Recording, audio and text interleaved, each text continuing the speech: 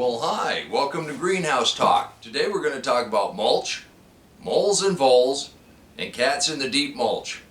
Forgive me while I finish watering the 72,000 baby tomato plants. It was 83 degrees today, and in the greenhouse it got kind of warm. When you got small plants like this, you got to make sure you keep them watered. I'm going to go ahead and start some of these golden zucchinis while we talk. Now, one of the questions I was asked just recently had to do with mulch. And it had to do with grass as mulch. And it was kind of more of a complex question. So if you're going to use grass as mulch, do you let it lay there and dry out? Do you put it right on the garden? Do you put it right up against your plants? Here's the thing, depending on how deep your grass is and how thick it is, when you mow it, a small pile will get very hot pretty quick. So yeah, you go ahead and let it dry out just a little bit. If you're going to put it in the compost, just start piling it in because you want that compost pile to heat up. Now if you're going to put it on the garden, you can just lay it on the garden. If you want to use it for weed control, you're going to have to be at least 4 inches thick or thicker. And so this, you just keep adding this to the top. And you continually do that across your entire garden. If you got a thin spot, you add it a little thicker. Now if it's dried out and it's not going to get too hot, you can put it right up against your plants. But if you're worried about seeds in your grass and no sprouting, that 4 inches thick or thicker, that does the trick. And anything that might sprout will just be in that top layer of grass, and it pulls out real easy and it becomes part of the mulch. So that's what I would do with my grass.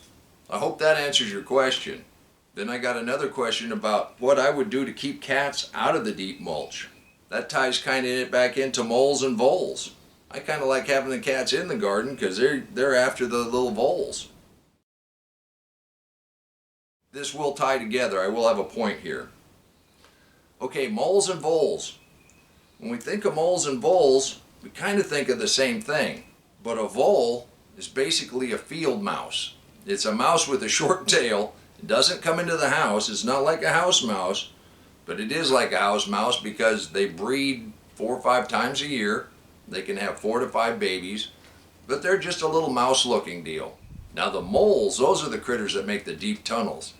The voles, the little field mice, they just use those tunnels. They don't like to dig very much. And they make a nice little hole and they come up out and they eat the vegetables. So voles, vegetables. Moles, they're only after the grubs and the worms. Moles, meat, M. So that's the easy way to remember it. And if you want to take a look, this guy's the mole. He got little paddles. They don't have very good eyes. And honestly, I didn't care if they were in the garden. In the living soil, they just dig around and they eat grubs. We don't like to use any kind of chemicals. And actually this bag is not really chemicals. This is castor oil in an inert form. And it'll break down when you put it on the garden. But the voles, the little field mice, you've seen I've got woods on both sides of me. The moles made some really good trails for them and they just kind of moved in. And they gave us a beating on the sweet potatoes last year. And I treated that area very thoroughly with the castor oil powder. Over the winter we didn't see much activity at all. Not too many days ago I noticed that the one patch of potatoes wasn't coming up after the frost. And when I dug down, the only potato that was left was about eaten in half. So there was definitely some vole damage there. So I pulled all the mulch back and I treated heavy. That should eliminate those. But up in the front cold frame, we also had some damage. This gets back to the cats. So what actually really alerted us to the fact that we had some voles again was the cats caught one. They're hunters, and I like them in the garden for that. And we have some hawks and we have some owls, and they've kind of kept everything under control. There was a great big Swiss chard in this corner, and you can see the vole hole right there. But the cabbages are doing just fine.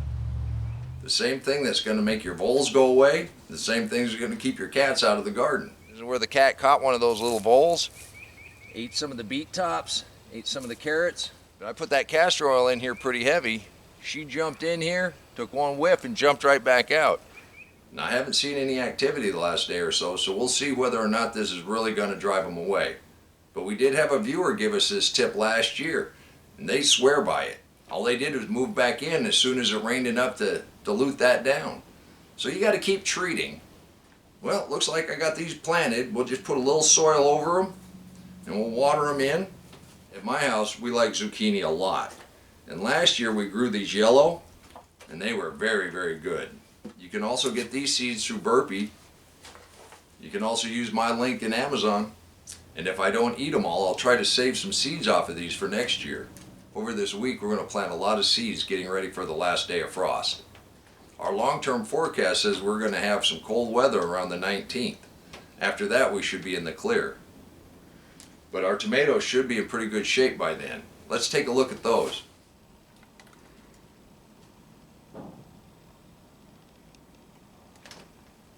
And our amaranth chia pet needs to be up potted.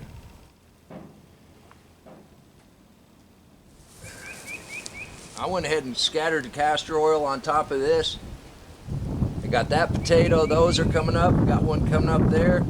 And I actually snuck a peek. We still have a lot of good potatoes. There's a lot of companies that make the castor oil. Just read the ingredients down here. And if you use my Amazon link, I do get a little commission, but it comes straight to the house. Now, I hope that answered some of your questions. Feel free to write in and ask anything. If I don't know, I'll do a little research, see if we can't come up with a solution. Until next time, remember, take care of yourself, take care of your family, and God bless you. Come on, let's plant. Let's go plant garden.